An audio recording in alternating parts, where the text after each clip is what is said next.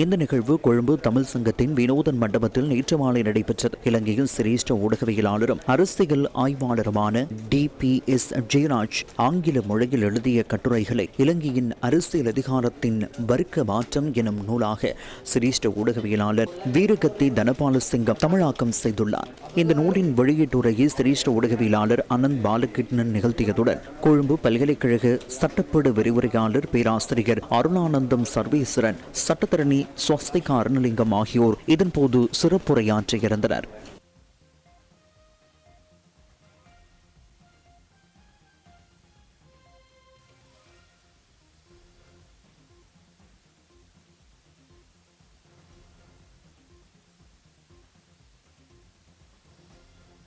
இன்றைக்கு தமிழ் கட்சிகள் முதல்ல ஒற்றுமைப்பட வேணும். அவர்கள் ஒற்றுமைப்படாத வரையும் அடுத்த உள்ளூராட்சி தேர்தலையும் வரக்கூடிய மாகாண சபை தேர்தலும் கூட இதைத்தான் இவர்கள் எதிர்பார்க்க வேண்டி வரும். என முதல்ல தமிழ் கட்சிகள் தங்களுக்கு அடிபடுவதை தங்கள் அதை நிறுத்தி அவர்கள் ஒற்றுமைப்பட்டு ஒன்றாக வர வேண்டும்.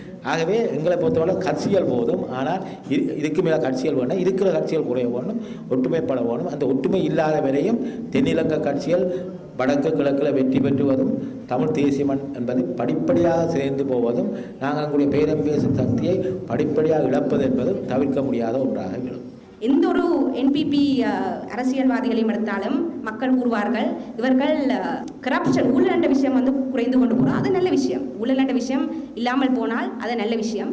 அப்படியான சிறு சிறு மாற்றங்கள் ஏற்படுகின்றது ஒழிய சிஸ்டம் சேஞ்ச், நாங்கள் அறகலை போராட்டத்திலே சிஸ்டம் சேஞ்ச் என்று கூறி கேட்டோம். அந்த சிஸ்டம் சேஞ்ச் இன்று வரைக்கும் வரவில்லை. இனிமேல் வரும்போது தெரியாது, 4-5 மாதம்தான். எனவே காலம் கொடுக்க வேண்டும். அது மட்டும்தான் கேட்டுக்கொண்டிருக்கின்றார்கள். காலத்தை இன்னும் ஒரு 2 வருஷத்துக்கு கொடுப்போம். ஆனால் இன்று வரைக்கும் அந்த வர்க்க ரீதியான மாற்றம் வரவில்லை என்பதுதான் எனது கருத்து.